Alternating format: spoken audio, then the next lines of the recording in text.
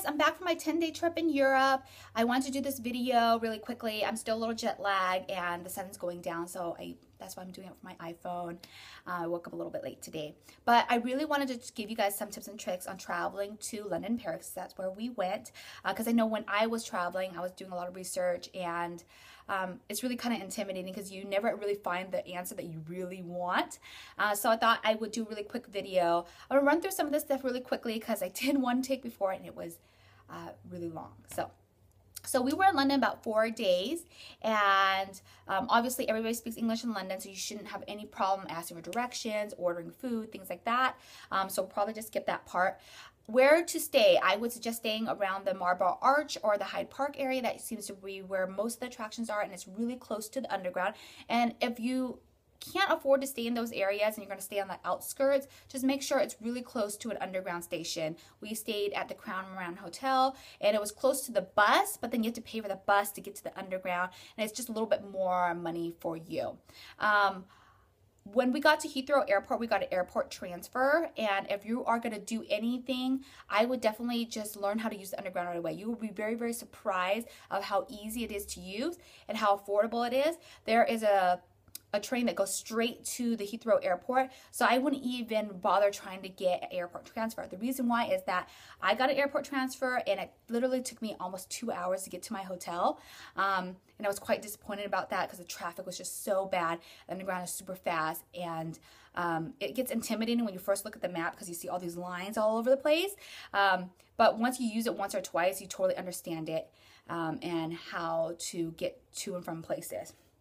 So the main transportation there is the underground. I want to talk to you guys a little bit about that. It's super clean in London and really easy to use, super affordable. Just get an Oyster card and you can buy them at the station, or you can buy them at like a local market or something like that, and you just refill it with like £5 at a time, and it basically takes you to station and it drops you off at the majority of the attractions, like right in front. So you just walk out of the station and it is right there. So I really like the underground station or the underground system in London. I feel like LA should have one exactly like theirs. Okay. What to do while you're there. So obviously one of the attractions you have to pay for is Tower of London. That's a must do. That is basically where all the kings live, like Henry VIII and things like that. Do the tour because it tells you a lot of good history about the Tower of London, like where people got executed, where people were imprisoned, where people are buried, things like that. The Tower of London right now is basically, a lot of it is basically gutted out. So if you go to like the White Castle where the king actually lived, I mean, it's just basically a museum now. So it's not super interesting because I'm not a big museum person. But if you're looking for a real castle where like you can go in and see like the furniture and how they actually live and things like that, definitely do the Windsor Castle tour. And once you're doing that, you might as well do the Stonehenge tour and go to Bath and things like that. That takes like a whole day. And it is quite expensive to go, but it's definitely worth it to kind of go see all those things.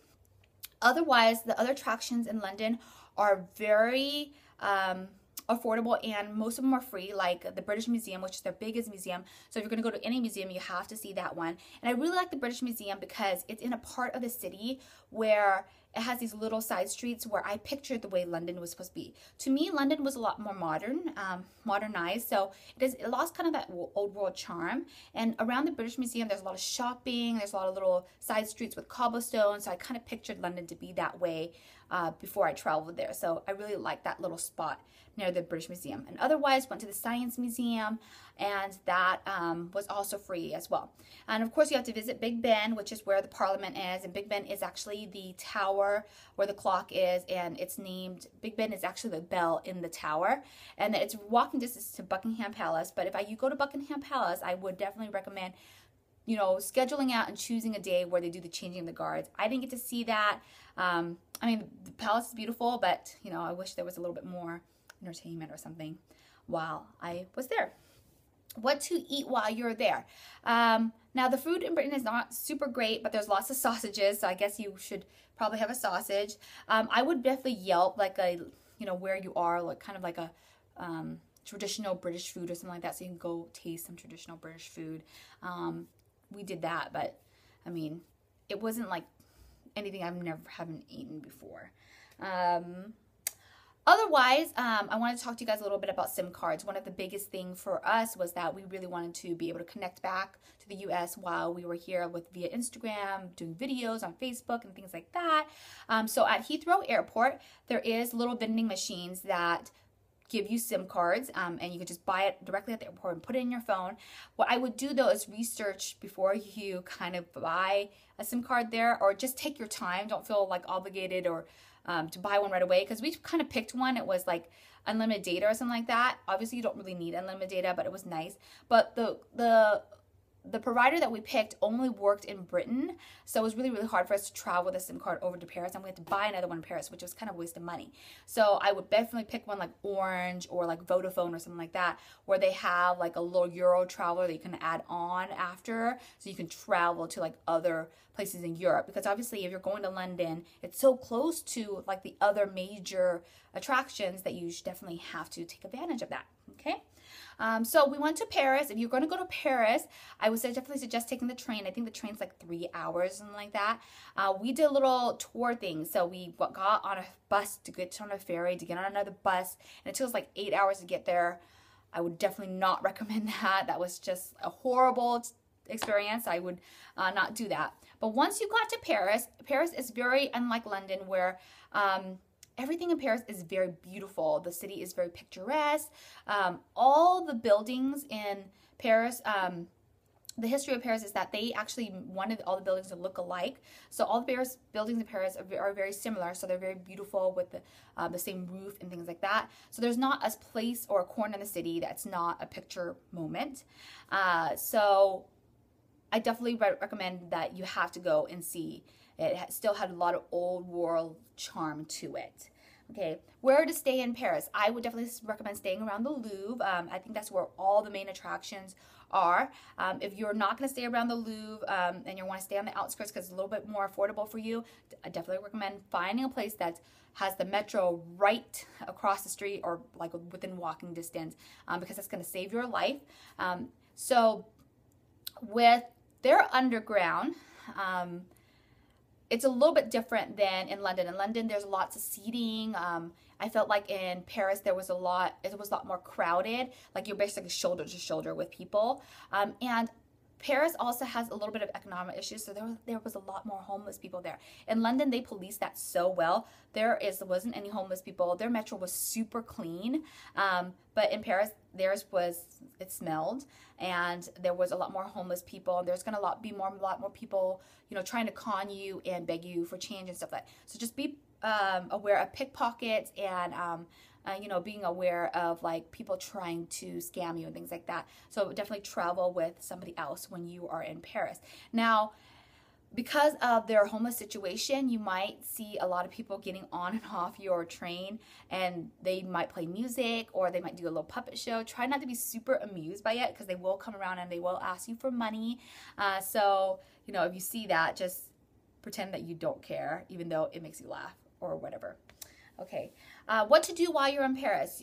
So the difference between Paris and London is a lot of the stuff in London is free, but in Paris, a lot of the stuff you have to pay for, and there is a huge line. So must-see things is the Louvre, obviously, because that's like the biggest museum, one of the biggest museums in the world, and it's really, really beautiful, and it houses like the really famous painting of Mona Lisa and like the statue of Aphrodite and stuff like that.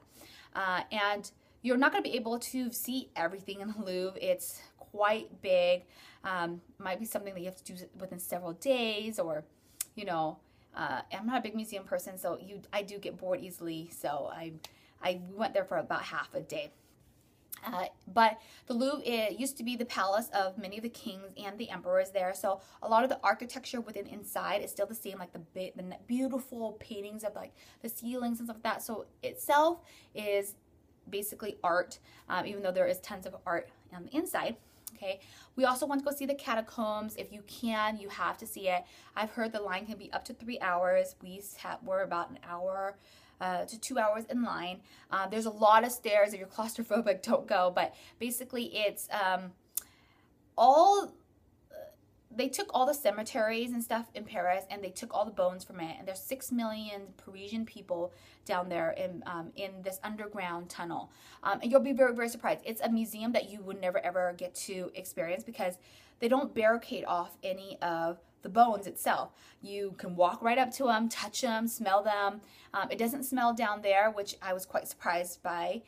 And just be aware that the line is really long, and you just have to see it for yourself. And obviously you have to see the Eiffel Tower. That's a huge thing. And you know, they have Moulin Rouge and the Cabaret and things like that. So there are tons of stuff to see in Paris. Also the Lovelock Bridge, that's also really, really famous. And we went to go see Notre Dame, which is beautiful. You have to wait in line to go inside the cathedral. It was really, really long. We didn't want to wait in line. But the church itself is really massive and really beautiful. And you're not going to see any other church, I feel, with that type of architecture. It's just so Gothic looking and with gargoyles and stuff like that. So it's it's just a kind of a must-see to kind of walk around and stuff like that. What to eat in Paris. The food in Paris obviously was a little bit better. And, you know, they have great, like, desserts and stuff like that. So you have to have a crepe. Crepes are everywhere, so you can just grab them off like a cart or you know, in the restaurant or whatever. They have lots of pasta there, and also they have escargot. I did have some escargot, and it's kind of like calamari with like garlic and things like that. You know, it's not so weird for me because in the Asian culture we eat snails.